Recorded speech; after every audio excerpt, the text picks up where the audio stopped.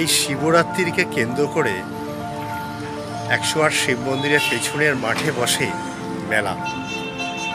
15 দিন ধরে চলে এই মেলা। তার সঙ্গে নানান সাংস্কৃতিক অনুষ্ঠান মন্দির কর্তৃপক্ষ এখানে করেন। সেগুলো মন্দিরে এলে আপনারা বুঝতে পারবেন বন্ধুরা, এই শিবরাত্রির আর 108 শিব মন্দির যেন অঙ্গাঙ্গিভাবে জড়িত। বাঙালির 12 মাসে 13 পার্বণ লেগেই রয়েছে। 108 শিব মন্দিরের শিবরাত্রি ছাড়াও শ্রাবণ মাসে এখানে খুব ভিড় উপচে পড়ে। শিবরাত্রির দিন এখানে তিল ধারণের জায়গা থাকে না। কলকাতা থেকে বর্ধমান স্টেশনে নেবে ট্রেনে করে, হাওড়া বা শিলং থেকে বর্ধমান স্টেশনে নেবে, সেখান থেকে টোটো করে 108 শিব মন্দির আপনারা আসতে পারেন। বাসে বা 4 চাকায় এলে by road NH2 GT road ধরে, বোলপুর রোড ধরে 108 শিব মন্দির আপনারা আসতে পারেন। আমি মেলার জায়গাটা আপনাদের দেখাচ্ছি, কত বড় জায়গা জুড়ে মেলা হয়। এবং আমি আপনাদের চেষ্টা করব রাতের লাইটিং দেখাতে। এখন দুপুরবেলা এখানে লাইট দিয়ে অপরূপ সুন্দরভাবে সাজানো হয়েছে গোটা মন্দির চত্বর, পুকুর, পুষ্করিণী সবই চেষ্টা করব আপনাদের দেখাতে।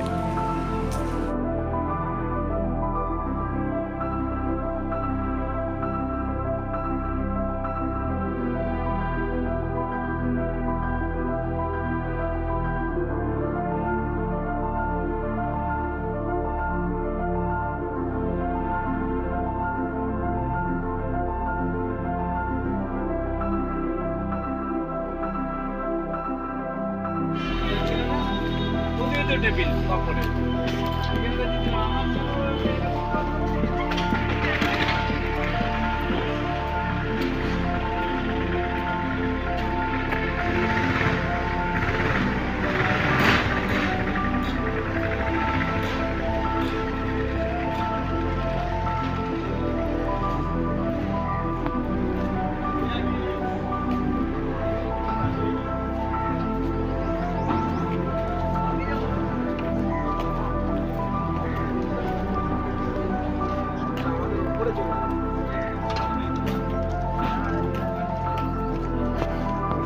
बाबू बहुत जल्दी आ जाए।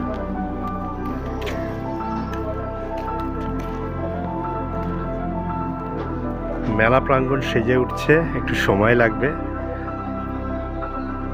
কারণ পুজোর দিন অতটা মেলা জমে ওঠে না, যেটা শিবরাত্রির পরের দিন থেকে এই মেলা আরও ভালো করে জমে ওঠে। আজকে শনিবার, আপনারা দেখছেন আমার ভিডিও।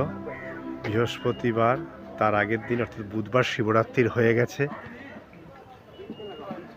আজকে শনিবার, বৃহস্পতিবার থেকে এই মেলা জমে ওঠে, থাকবে 15 দিন।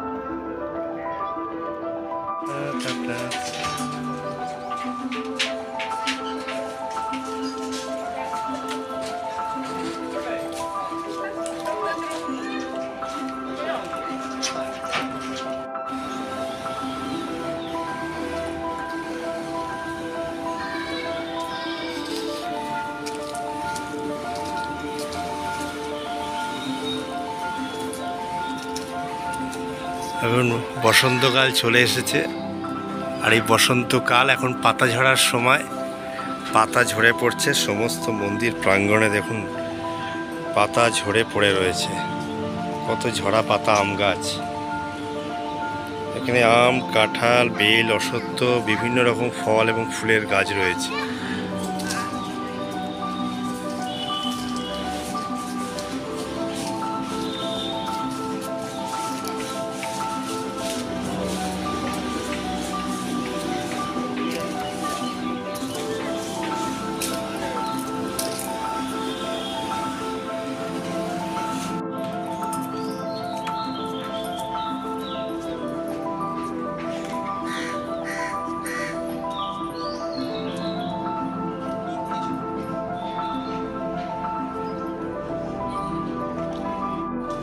বর্ধমানের 108 শিব মন্দিরের প্রতিটি শিবই কালো রঙের, কালো কোষ্ঠী পাথরের।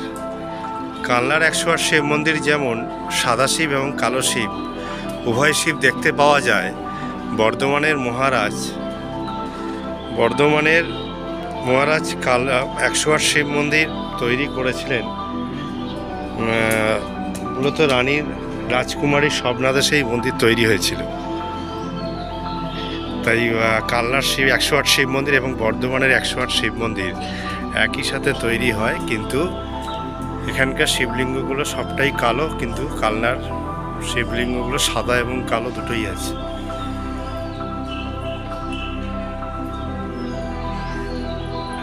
এই সেই পুষ্করিণী, যে পুকুর বা জলাশয়ের কথা একটু আগে বললাম, দেখুন পুকুরটাকে কেন্দ্র করে চারিদিকে মন্দির। চলুন পুকুর ঘাটে যাই, তাহলে আরো ভালো করে আপনাদের দেখাতে পারবো।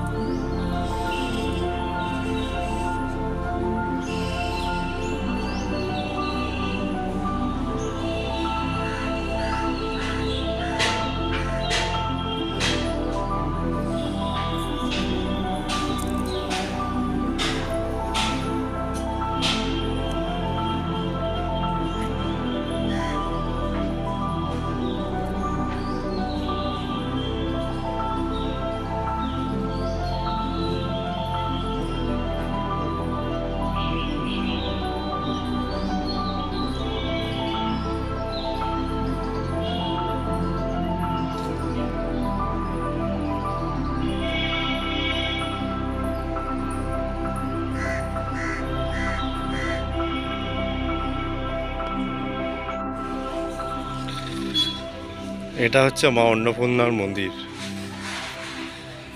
দেখুন ভোলানাথ ভিক্ষে ঝুলি নিয়ে মা অন্নপূর্ণার কাছে দাঁড়িয়ে রয়েছে, হাঁটু গেড়ে বসে ভিক্ষে চাইছে। এটা ইনকমপ্লিট, এটা পরে তৈরি করা হয়েছে, আগে এটা ছিল না।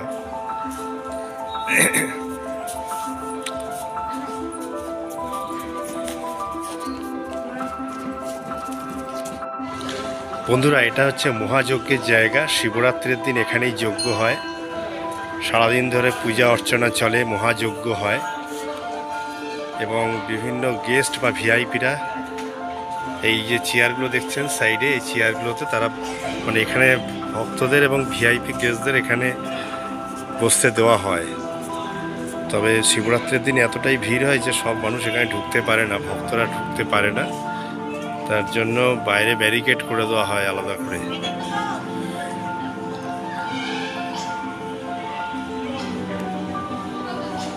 হচ্ছে সাবিত্রীর মন্দির। এই মন্দিরগুলো পরে তৈরি করা হয়, এগুলো আগে ছিল না।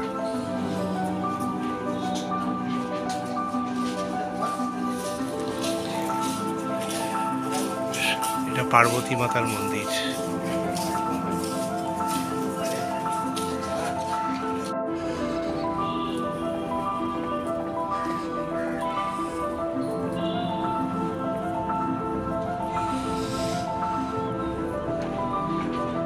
এটা হচ্ছে মন্দিরের ভেতর সংলগ্ন বাগান। 108 শিব মন্দিরকে কেন্দ্র করে এই বাগান তৈরি। প্রতিদিন পরিচর্যা করা হয়, এর জন্য আলাদা মালি রয়েছে, লোক রয়েছে। এই বাগানে হরেক রকমের ফুল রয়েছে, এখান থেকে ফুল নিয়েই বাবার পুজো হয়। তবে কিছু বাহারি ফুল রয়েছে, পুজোর ফুলের গাছও রয়েছে।